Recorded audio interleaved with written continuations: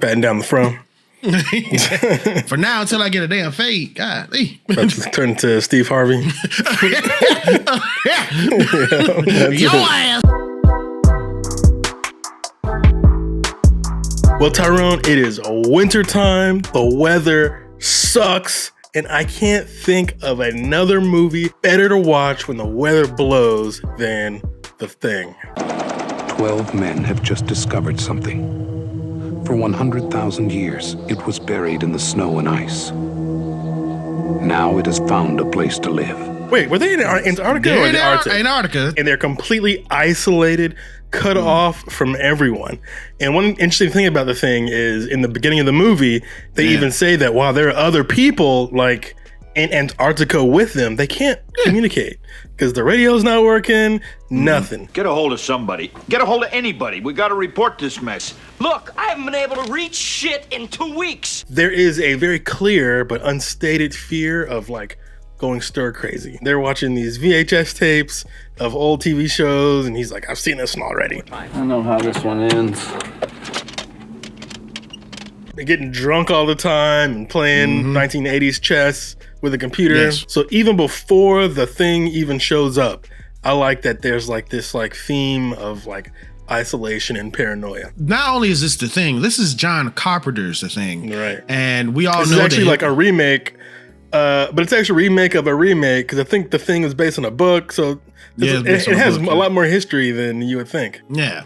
And, you know, John Carpenter, we know Halloween and everything that he's done there. And then what's the other one he did in the 90s, like Vampires or something? Yeah, and he did Ghost of Mars with Ice Cube. Ice Cube, yeah, Ghosts on the Mars. Come on, you mindless motherfuckers!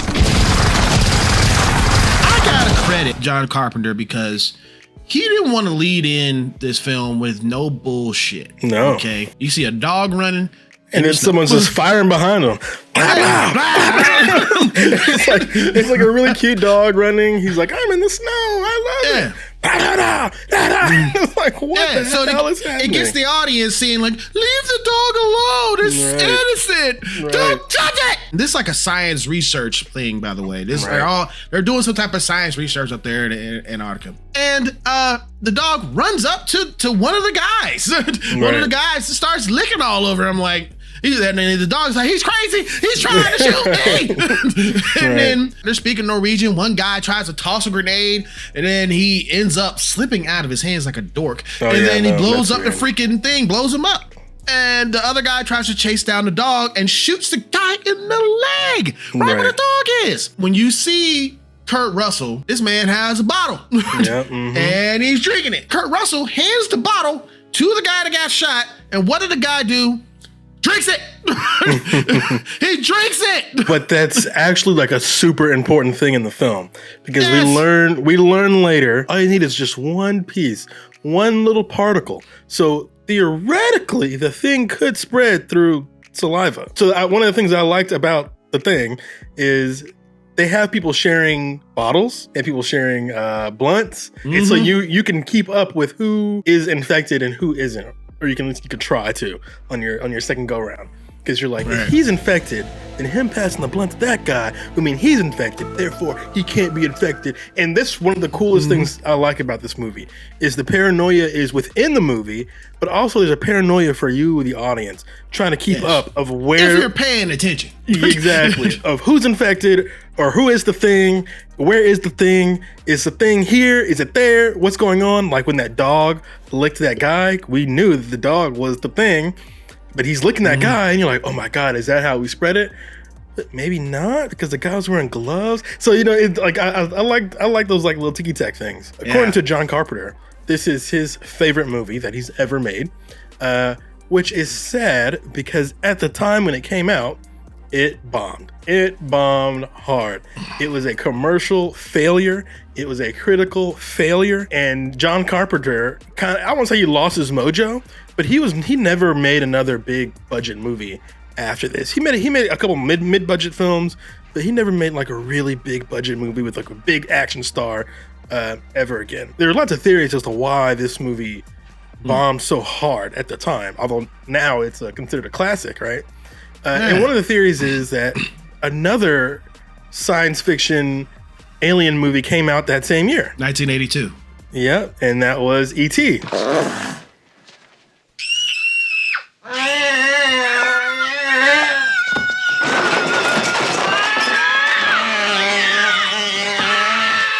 And so the world was just primed and ready for Spielberg and E.T.'s more friendly, egalitarian alien, and not this nasty, creepy, scary alien. Another interesting movie came out in 1982, and that was Blade Runner, which had almost the exact same response as The Thing, where everyone freaking hated it. And it was a commercial failure, and it was a critical failure. Yeah. But through VHS sales, The Thing became a cult classic, just like Blade Runner. And strangely, even though E.T. is a Steven Spielberg film, and Steven Spielberg is the GOAT, strangely, I feel like both The Thing and Blade Runner are talked about more than E.T. these days. That is true. It actually reminds me of a conversation we had just before we started recording, where kind of like people can get kind of lost in the sauce with the hype around a film, or the hype around, like, you know, we're talking about music, an artist. Yeah. And then as time goes by, they start to reevaluate those things, and your feelings and your emotions towards the film change. Yeah, you're like, I don't know about that. Or they'd be like, you know, at the time, but yeah, or vice versa. Or vice versa. The thing that we have to praise the most about this film, at least for me, is the practical effects. Oh, of course. I mean, when it comes to movie monsters and body horror, it kind of doesn't get as good as this. Other than there's only one film that I put above this because I'm such a fan. The Fly. I love The Fly. I think The Fly is very good. I agree. Okay.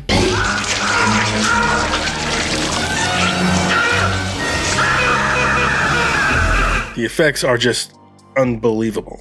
Like, from what I understand, the budget for the effects, it was supposed to be like just under $1 million, but it doubled. So this is just another bad sign for a director. You don't ever want anything to double as far as the budget. You know, I'm like, nothing. I think that pissed off a lot of producers. And then, of course, it didn't make any money in the theater.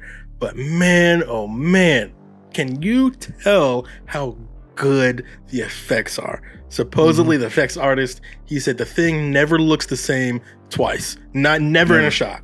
He'll show a shot of animatronic in one shot. You'll never see it again. It's different the next time you see it, and it is just incredible. The first time that we see the thing do its thing is when the dog comes inside, and the other dogs, they sense something going on with this dog because this dog is just staring at the wall. Right. Okay.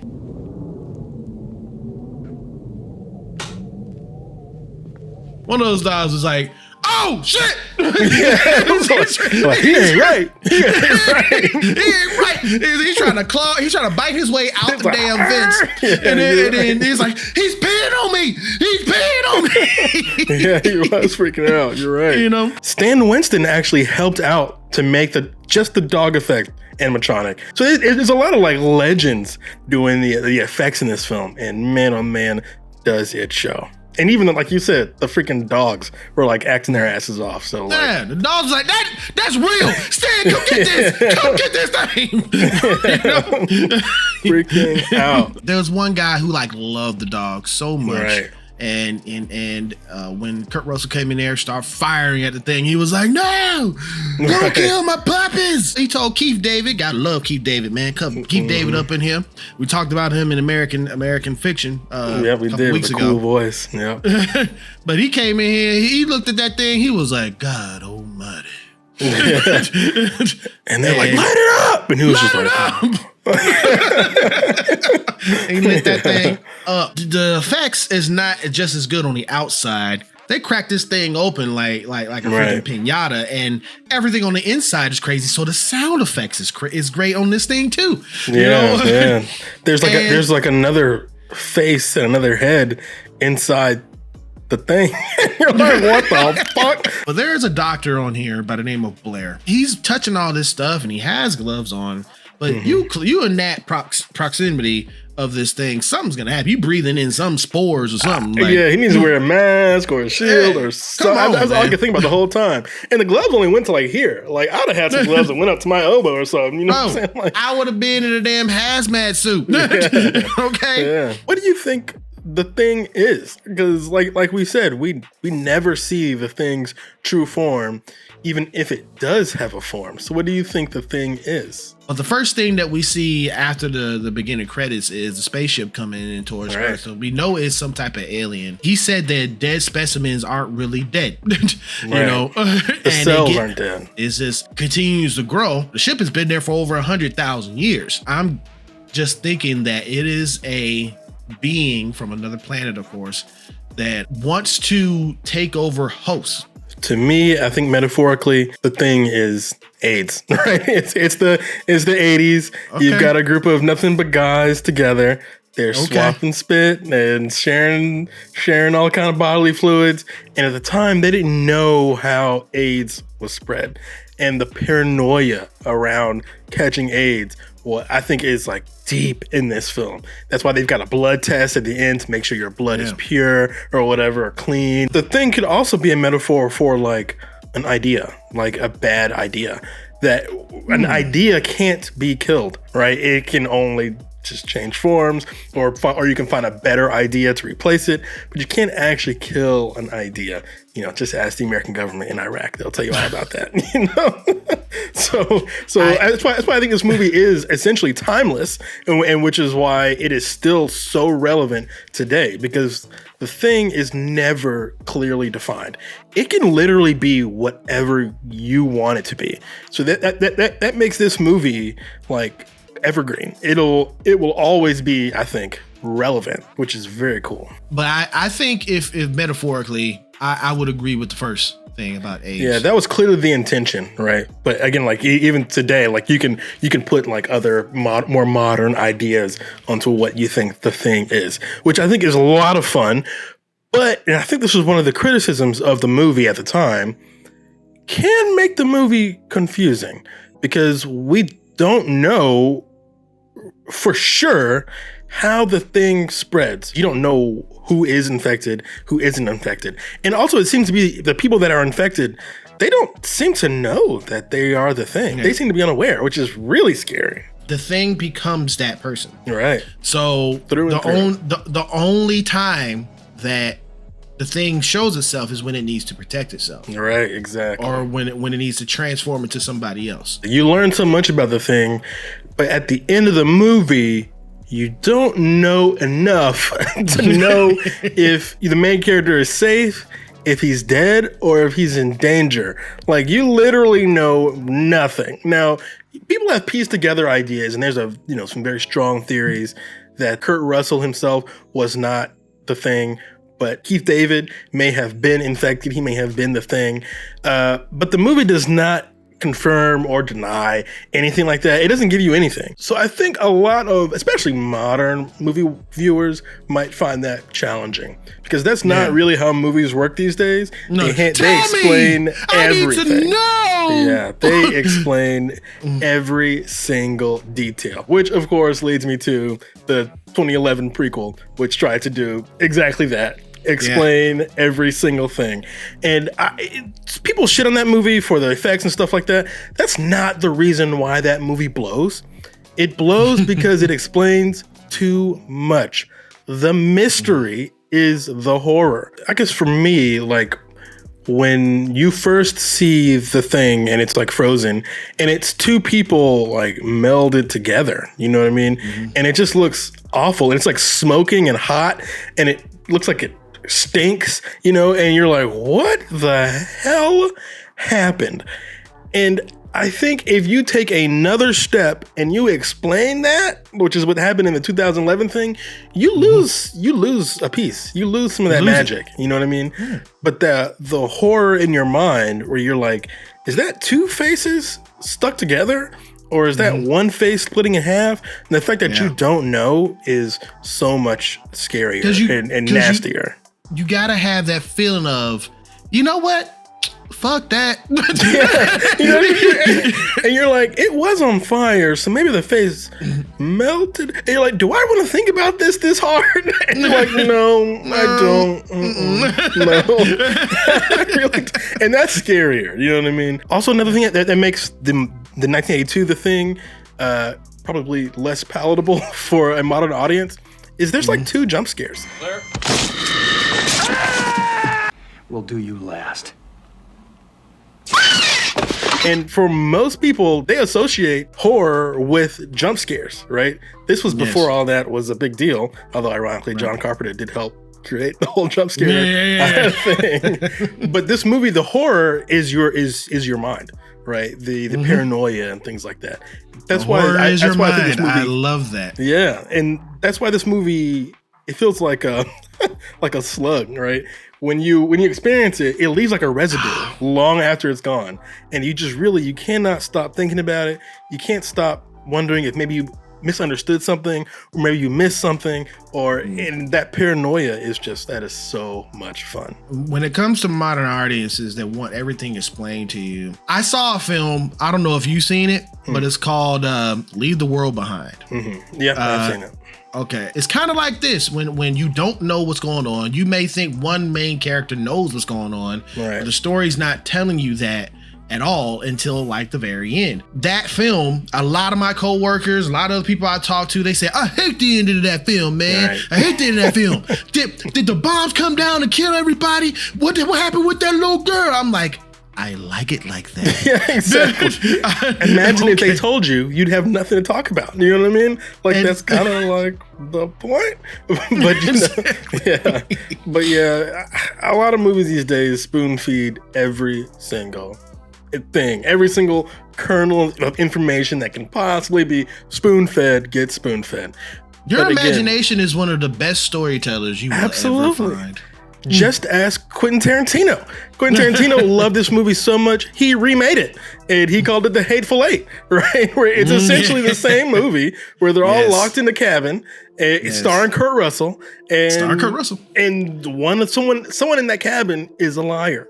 And we don't know who, okay? So like he loved this movie so much, he made it again, you know? So like nothing is scarier than your own mind. Right. Nothing is scarier than your own imagination. And I think that's why this movie has lasted the test of time, and where E.T., while a fantastic film, does not get talked about in the same way as this one. It's whimsical. No, E.T. is whimsical. That'll sweep you away now. That's a beautiful film. That's cool. That's cool. But the vagueness of this film, you know, the debate today is actually hotter around the thing than it was in 1982, which is, that's fun to me. Someone rewrote the movie, but from the perspective of the thing. And from his perspective, from the thing's perspective, obviously the humans are the villains, and the thing is confused as to why the humans wouldn't want to join like a hive mind. Like why would you deny community, you know? And so from that point of view, is Kurt Russell a good guy? And you know what? I'm feeling confident he is not. I think the reason Kurt Russell survives is because he is the most paranoid, and he is the craziest and the wildest. He describes himself as level-headed. He's like, oh, we need someone a little more level-headed to lead this group. And yet he's holding dynamite. He's holding dynamite. He's, like, he's holding the flamethrower. He's holding the gun. He's making sure somebody. He has all things in his control. Yeah, he murders someone who attacks him in cold blood because that guy was not the thing. So I don't think Kurt Russell was actually a good guy, but he was the protagonist. So I think it's also another interesting thing when your protagonist is very clearly a shithead and a drunk too, by the way. He's like, I guess he wasn't the guy. Right. And then he's like, so that makes you a murderer. and Kurt Russell's like, next guy. Moving on. Moving on here. We're going to table that for later. Stick that on the bulletin board. Okay? Am I a murderer? Okay. I was laughing when Windows got messed up. Oh, yeah. I was like, because you know the guy's head split open, he grabbed Windows and he was like flopping around. Yeah. That's really funny. The actual monster, the thing, you can make an argument that he's just trying to survive. Meanwhile, the actual humans are doing the most damage. They're the ones that destroyed the outpost. They're the ones that set everything on fire and killed all the dogs and shot that random guy and isolated themselves. And, you know, the paranoia was the real killer of this film. Right. Even less than the actual monster, which I think that's really fascinating, really interesting. One of the things people say, and I kind of agree here, or as a knock against the film, is that we don't really get to know any of our characters. No, like, you don't. Like, and so, which kind of makes them almost interchangeable, where you're like, who is this? Who's this? Which one is that? Why is the guy skating backwards? Does he like work in a skating ring back home? Or, right. You know. And I remember being really confused about that when I first saw the film, like the first time I saw the film. But when you watch it back, you can see that like all of our characters kind of represent like different levels of paranoia and different levels of leadership with how they react to each other in these like extreme situations where Kurt Russell immediately takes charge. He immediately grabs the gun. He shoots somebody. He's making up all kind of tests that are life and death. And he's not even sure if the test even works, you know, until halfway through. Until it does work, right? Yeah. Right. But there's so much tension around it, you know. His paranoia has led him to, as you said, try to take control of everything, which of course just ends up killing him. It kills him, and it kills like literally his whole crew. We're not getting out of this alive, but that thing is not getting out of here either. Right. Kurt Russell's paranoia reminds me a bit of Dr. Strangelove. There's Cold War paranoia in that film, and there are characters who are just like, let's just go ahead and nuke the Russians, the Soviets, before they nuke us first, right? And it ends with them, of course, nuking the Soviets, and they're happy about it. Like the guy is literally riding the nuke and waving, his hat. He's like, "Whoa, let's go!" You know, he's obviously gonna kill himself, and it's not a good. He's gonna kill himself and kill everybody he knows. It's the same thing here. At the end of the film, you kind of agree with Kurt Russell, where you're just like, yeah, I guess everybody gotta go. And you're like, do they though? He wrested so much control from everybody else that he ended up being the only authority around. And he said, well, fuck it, let's just kill each other. And that's essentially what happens in the film. So it's a really dark, very bleak film. But it's also like a lot of fun on like multiple rewatchings. Either they're both infected or neither's infected, or who knows, who gives a damn. It's fun, you know what I mean? Yeah. The debate, the passing of ideas is fun. And again, I kind of wish that would come back in modern filmmaking, now that comic book movies and Marvel seem to be having a little wobbly time. Yeah, keep on wobbling and fall off. I really like this film. Yeah, it's a lot of fun. Clearly, you really like this film. Mm-hmm. But more importantly, hey, you, do you like this film? Please get in the comments and let us know what you thought of the 1982 The Thing.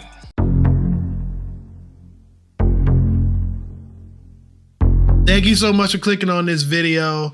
You guys, we read your comments all the time. We really do read your comments. So get out there and talk to us in it, all right? It's really important for engagement on the channel. And if you're new to seeing our faces, click that button right down there. It ain't gonna bite you like the thing. It's not, because it's just that's not real, but that subscribe button is.